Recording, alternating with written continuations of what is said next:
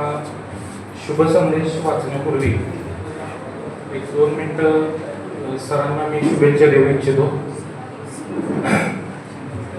संस्थाप्रिय, शिक्षकप्रिय आणि विद्यार्थीप्रिय अशा एका कर्तृत्वाचा, व्यक्तिमत्वाचा आज सेवापूर्ती सोहळा इथं संपन्न होत आहे. त्यासाठी फक्त माणसांचाच वर्षाव झालाय असं नाही, तर बाहेर मान्सूनचा पण वर्षाव झालाय. थोडी गैरसोय झाली येणाऱ्यांची, परंतु सरांच्या या सेवापूर्ती समारंभासाठी निसर्गाला सुद्धा कुठेतरी वाटलं असेल की आपण सुद्धा उपस्थित राहिलं पाहिजे. त्यामुळे सकाळपासून बाहेर पावसाच्या रिमझिम सुरू आहे.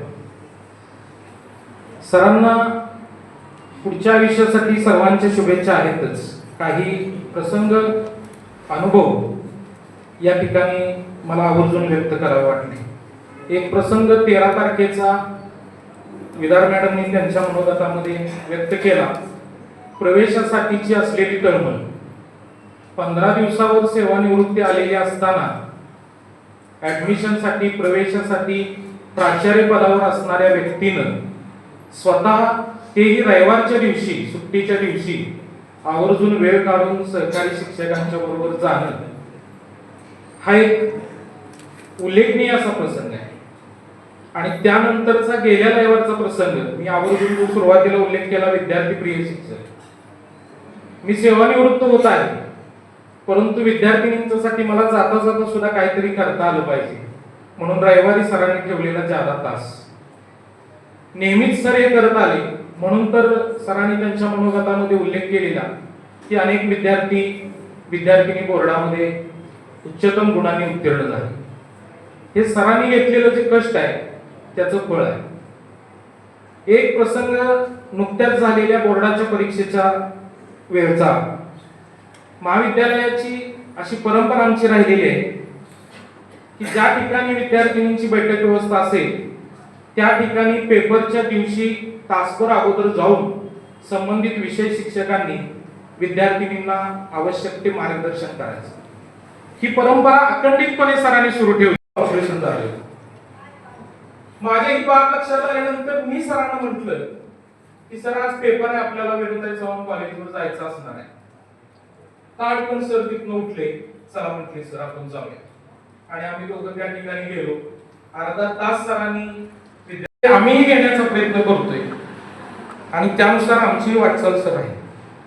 प्रमुख म्हणून काम करत असताना सहकार्यांना अपेक्षित असतं तो प्रमुखांचा विश्वास. मगाशी आदरणीय शिंदे सरांनी त्याचा उल्लेख केला. हा विश्वास. आणि जीवनामध्ये कुणीतरी असं म्हणणं गरजेचं असतं, मी आहे, मैं हूं ना. शैक्षणिक जीवनामध्ये हे शब्द सातत्यानं सरांच्या आमच्या समोर असायचे. कुठलीही गोष्ट करायची असू दे, मी आहे, तुम्ही ही गोष्ट करू शकता, ही गोष्ट तुम्ही केली पाहिजे. विश्वासाने एखादी जबाबदारी सोपवणं हा गुण सरांच्याकडला विशेष असा या ठिकाणी मला उल्लेख करावासा वाटतो. अशा या व्यक्तिमत्वाला निरोप देण्यासाठी आपण आलो आहोत असा अनेकांच्याकडून उल्लेख झाला. हा सर सेवापूर्ती सोहळा आहे.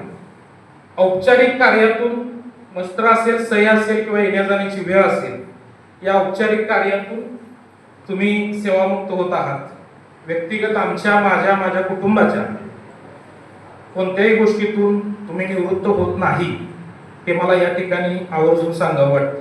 कारण फक्त शैक्षणिक जीवनातच आपले संबंध निर्माण झालेले आहेत असं नाही. याबरोबरीनं कौटुंबिक असे जिव्हाळ्याचे संबंध आपल्या कुटुंबांमध्ये निर्माण झालेले आहेत. त्यामुळं यातून निवृत्ती ही अशक्यप्राय गोष्ट आहे असं मला वाटतं. त्यामुळं पुढील जीवनासाठी तुम्हाला भरभरून अशा शुभेच्छा आहेत. प्रभुने सरांचा एका गोष्टीसाठी मला उल्लेख करायचा आहे. सुट्टीच्या कालावधीमध्ये नियोजित अशा ट्रिप प्रभुने सरांच्या काळामध्ये अरेंज करायच्या. त्या ट्रिपमधून आमच्या बऱ्याचशा सहकार्यांनी पर्यटनाचा आनंद घेतला. मला वाटतं त्यावेळी घडलेली ट्रिप, त्याच्यानंतर फारसी पर्यटनाचा आनंद आपण आपल्या कुटुंबासमवेत घेतलेला माझ्या फारसा ऐकिवात नाही असेलही कदाचित. तो आनंद तुम्ही घ्यावा आणि पुढचं आपलं जीवन अतिशय उत्साहात व्यतीत करावं. आणि वेळोवेळी ज्या वेळी आम्हाला आवश्यक असेल त्यावेळी आम्हाला मार्गदर्शन प्रेरणा आपल्याकडून मिळत राहू असं जाता जाता या ठिकाणी मी आपणास विनंती करतो, आपल्याला भरभरून शुभेच्छा देतो आणि ज्यासाठी माझा उल्लेख झाला त्या गोष्टीकडे मी येतो. बोर्डातील अधिकारी यांनी एक शुभ संदेश पाठवलेला आहे, तो या ठिकाणी मी वाचून जातो. आजच्या कार्यक्रमाचे सन्माननीय अध्यक्ष, कार्यक्रमाला उपस्थित असलेले सर्व प्रमुख पाहुणे, ज्यांचा सेवापूर्ती सदिच्छा सोहळा आपण आयोजित केला आहे, असे आमचे मित्र, एक गोड व्यक्तिमत्व सन्माननीय धनाजी देसाई, त्यांचा सर्व मित्र परिवार, त्यांचे नातेवाईक आणि उपस्थित असलेल्या माझ्या सर्व बंधू आणि भगिनी, आजचा दिवस अत्यंत खास आहे. आपण सर्वजण देसाई सरांच्या जीवनातील एका महत्त्वाच्या टप्प्याला निरोप देण्यासाठी एकत्र आलो आहोत. सेवानिवृत्ती ही केवळ कर्मचाऱ्यांच्या सेवेतून मुक्त होण्याची घटना नाही, तर ती त्यांच्या आयुष्यातील नव्या अध्यायाची सुरुवात आहे. सरांनी आपल्या आयुष्याचा बहुमूल्य काळामध्ये आपल्यासाठी, या संस्थेसाठी हा काळ अर्पण केलाय. त्यांची मेहनत, निष्ठा आणि आपल्या कर्तव्यात असलेल्या प्रामाणिकपणामुळे एक उत्तम आदर्श निर्माण केला आहे. त्यांच्या कार्याच्या माध्यमातून त्यांनी अनेकांचा विश्वास जिंकला आहे, लोकांच्या जीवनात सकारात्मक बदल घडवला आहे. कधी कधी जीवनाच्या प्रवासात असे वाटते की हा प्रवास संपला, पण खरे तर ती एक नवीन सुरुवात असते. आम्ही त्यांचे खूप खूप आभारी आहोत, कारण त्यांच्यासारखा उत्तम प्रशासक, उत्तम सहकारी, उत्तम मार्गदर्शक आम्हाला लाभला, ज्यांच्यामुळे जीवनामध्ये बरंच काही शिकता आले. त्यांच्या आयुष्यात या एका वेगळ्या वळणावर आपल्या सगळ्यांकडून खूप खूप शुभेच्छा. सर, कार्यक्रमासाठी येण्याची खूप खूप इच्छा होती. मी व माझी धर्मपत्नी कार्यक्रमासाठी आवर्जून येण्याचे नियोजन केले होते, परंतु रात्रीपासून तब्येतीतील बिघाडामुळे पदाधिकारी या सर्वांच्या वतीनं सरांच्या भावी आयुष्यासाठी खूप खूप शुभेच्छा. धन्यवाद सर. सुभाष दुधगावकर, वरिष्ठ अधीक्षक, कोल्हापूर HSC बोर्ड, कोल्हापूर. धन्यवाद. कोल्हापूरहून आवर्जून उपस्थित असणारे सरगर सर, शिंदे सर आणि गोडके सर, कृपया आपण व्यासपीठावरती आसनस्थ व्हायचं.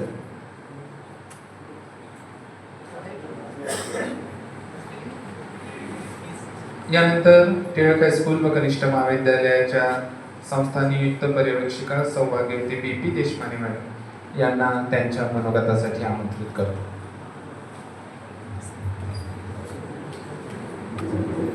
आदरणीय व्यासपीठ, समोर उपस्थित आदरणीय वर्ग, आता गंमत अशी झाली आहे की एवढ्या सगळ्या जणांनी एवढं सरांच्या बद्दल सगळेजण बोलले की आता शेवटी बोलणाऱ्याला प्रश्न पडतो की आता काय बोलायचं, कारण खूप जण खूप छान छान सरांबद्दल बोललेले आहेत, पण आहे अजूनही सरांच्या बद्दल बोलण्यासारखं बाकी आहे. संस्कृतमध्ये एक सुभाषित आहे, क्षणशः कणशश्चैव विद्यामर्थंच साधये, क्षणत्यागे कुतो विद्या, कणत्यागे कुतो धन. खरंच हे सुभाषित जगताना सरांना आम्ही पाहिलंय. क्षणाचा उपयोग करून घ्यायचा. थोडं सुद्धा लेट झालेलं सरांना आवडत नाही. आज उपक्रम झाला, मॅडम जायच्या आधी बातमी तयार करून द्या. नाही लगेच द्या की आम्ही लगेच ती बातमी, मग ते नियोजन कुणाकडे होतं ते बघणार नाही, लगेच ती बातमी करून देणार. इथे सांगायला मला अगदी आवर्जून सांगावंसं वाटेल की सर प्राचार्य झाल्यापासून कला विभागाची ॲडमिशन 11वी प्रवेशाची प्रमुख मी आहे. अक्षरशः सरांना संध्याकाळी चैन नसायची. सरांचा फोन येणार, मॅडम आज किती संख्या झाली. मी जरी रजेवर असले तरी सरांचे फोन यायचे, मग उद्या कोणाची ड्युटी आहे, आज कोण आहे, आज किती ॲडमिशन झाली. ते सरांना अजिबात चैन नसायचे त्या फोनवरनं कळायचं. जसं ज्योती पाटील मॅडम म्हणाल्या तसं वाटायचं कधी कधी काय सारखं सर असं विचारतात, पण त्यामुळे सारखं अपडेट राहायचं. सर विचारणार ना किती झाली ॲडमिशन असं. यंदा तर ऑनलाईन ॲडमिशन होती, फार चॅलेंजिंग असं सगळं होतं. सगळं चित्र पूर्वीचं यंदाच्या ॲडमिशन सिस्टीमने बदलून टाकलं. पण सर इतके सकारात्मक होते, नाही आपण 2 तुकड्या 3 तुकड्या करायच्याच, प्रयत्न सोडायचा नाही. सारख्या सरांच्या मीटिंग व्हायच्या सारखे सर सगळ्यांना इन्स्पायर करायचंय, स्वतः पॉझिटिव्ह राहायचंय आणि आम्हाला पॉझिटिव्ह ठेवायचंय. आणि त्यामुळे सगळीच जण ऍडमिशनसाठी, कारण रोज सर आढावा विचारणार किती झाले ऍडमिशन, ह्या गावाला काय झालं, त्या गावाला काय झालं. आणि प्रत्येक गावात सरांचं कोणीतरी आहेच, पाहुणे आहेत, जोडलेले आहेत, कुठलं गाव असं नाही. आणि धाड धाड धाड गावाची नावं, त्या माणसांची नावं. आणि कुठल्याही मुली समोर आल्या ना, आता पण सरांची सगळ्या मुलींची नावं पाठ आहेत. म्हणजे आम्हाला ती मुलगी कुठल्या बेंचवर बसायची वगैरे आठवते, पण सरांना 12 ब मधली अमुक बेंचवर बसलेल्या अमुक अमुक अमुक. पिरियड घ्यायला तर मागच्या वर्षी गंमतच, मी पिरियड घ्यायला, मॅडम मला पाहिजे पिरियड, सर मला घ्यायचं नाही, नाही मला पाहिजे, मला परत वेळ नाही. झालं, घेतला पिरियड. यंदा पण असं म्हणजे त्यांना कधी सिलेबस संपू, म्हणजे क्षणाचा उपयोग करायचा, हे सरांच्या अगदी डोक्यात. आणि उद्याचं काम आत्ताचं काम लगेचच करून टाकायचं. आम्ही म्हणायचो की वहिनी घरी कसं करत असतील काय माहिती, सरांना पण म्हणायचो, कारण त्यांना ते सगळं पटकन पटकन पटकन लागायचं.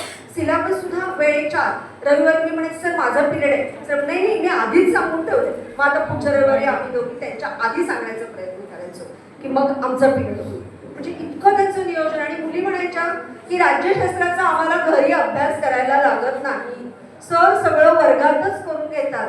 आमच्या ज्योती पाटील मॅडम, गायकवाड मॅडम त्यांच्या विद्यार्थिनी आहेत. माझं कॉलेज दुसरीकडे झालंय, मला राज्यशास्त्र विषय नव्हता, पण मला कुठंतरी आतून वाटायचं आपण का नाही हा विषय आपल्याला मिळाला, आपल्याला का नाही सरांच्या पिरियडला बसायला मिळालं. कारण हे सगळं मुलीचं मुखोद्गतच करून घ्यायचे आणि त्यांच्या डोक्यात ते सगळं बसलेलं असायचं. कधी पण ते मुलीच्याकडून कुठल्याही पिरियडला करून घ्यायचे. योग हा कर्मसु कुशलम असं भगवद्गीतेमधलं वचन आहे. 23 जुलै ते 1 ऑगस्ट टिळक हायस्कूल आणि कनिष्ठ महाविद्यालय आम्ही साजरा करतो. लोकमान्य टिळकांच्या जयंतीपासून पुण्यतिथीपर्यंत आमच्याकडे लोकमान्य टिळकांबद्दलच्या कार्यक्रमांची रेलचेल असते. त्यांनी लिहिलेल्या गीता रहस्यामधलंच, भगवद्गीतेमधलंच हे वाक्य की योग हा कर्मसु कुशलम. याचा अर्थ काय की प्रत्येक कर्म कौशल्याने करणं हाच खरा योग. आणि हा योग सरांनी साधलाय. प्रत्येक व्यक्तीकडे कुठलं कौशल्य आहे ते नेमकं सर हेरायचं. मला सांगायचं उद्या यांना ड्युटी देऊ नका, उद्या ह्यांना द्या, परवा त्यांना द्या. तर त्यांना ते बरोबर माहीत, त्याचा अभ्यास केलेला असायचा त्या व्यक्तीबद्दलचा. आणि प्रत्येक काम ते अगदी कौशल्याने साधायचे, सगळ्यांशी हसून. मगाशी सुद्धा बघा प्रत्येकाला ते नमस्कार करतो, म्हणजे कुणाशी कसं बोलू कसं वागू असं अजिबात सरांच्या मनामध्ये असं मी कोणीतरी आहे असं नाही. नम्रता. देशपांडे साहेब पण म्हटले की सर कधी ओरडलेले असतील असं वाटत नाही. वर्गात सुद्धा मुलींची तुम्ही आला नाही, तुम्ही उशिरा आला, तुम्हाला तिथे बघितलं, त्यांना सगळं माहिती असायचं सरांना. आणि जुन्या विद्यार्थिनींची सगळी नावं कालच सरांनी सगळ्या जुन्या अधिकारी अशा विद्यार्थ्यांची नावं घेतली. माझ्या मनात विचार आला आता सर रिटायर झाल्यावर आर्ट्सच्या जुन्या विद्यार्थिनींची नावं कुणाला माहिती आहे ती सगळी आता आपण सरांच्याकडे घेऊन पाठ केली पाहिजे. सरांचं नियोजन कौशल्य अगदी वाखाणण्यासारखं. मला मागच्या वर्षी सांगितलेलं माझ्या घरी दुःखद घटना घडल्यामुळे ऑगस्ट सप्टेंबर महिन्यात माझी रजा झालेली, जास्त रजा झालेली, तशी घटनाच दुःखाची होती. त्यानंतर 2-3 महिन्यांनी सरांनी मला सांगितलं मॅडम जादा पिरियड घ्या, रिझल्ट लागला पाहिजे 12वीचा. 2दा-3दा त्यांनी पुन्हा सांगितलं. गायकवाड मॅडम आणि आम्ही गप्प बसलो नाही. म्हणजे नेत्यानं कसं इन्स्पायर करायचं हे उदाहरण सरांच्याकडून आम्हाला घेण्यासारखं आहे. आणि यंदा रिझल्ट छान लागला, कारण सर प्रत्येकाला सतत वेळेच्या आधी सतर्क करत होते. सरांच्या बद्दल जितकं बोलू तितकं कमीच आहे. सर तुमची पुणे आम्हाला नेहमी जाणवणार. आणि सरांना मी आधीच सांगत होते की सर संस्था तुम्हाला सोडणार नाही. आणि खरंच तसं झालं. सरांची आठवण आम्हाला सतत येत राहणार. सरांना मॅडमना इथून पुढच्या आयुष्यासाठी मनपूर्वक शुभेच्छा. या ठिकाणी मला असं म्हणावंसं वाटतं की retirement is not the sad moment but it's a celebration. हे वाक्य आज इथे सिद्ध झालं. रिटायरमेंट हे सेलिब्रेशन झालं. किती जण आली येऊ नका म्हणताना सरांचं कौतुक करण्यासाठी. त्यानंतर retirement is not the end of the career but it's the beginning of the new life. हे वाक्य सुद्धा सरांसाठी 100% खरं होईल. कारण लाईफ बिगिन्स ॲट 60. तर कसं सर थांबणार नाही, सर थांबूच शकणार नाही हे आम्हाला 100% माहिती आहे. त्यामुळे सरांच्या पुढच्या निरोगी निरामय आयुष्यासाठी आम्हा सर्वांकडून आभाळभर शुभेच्छा. धन्यवाद.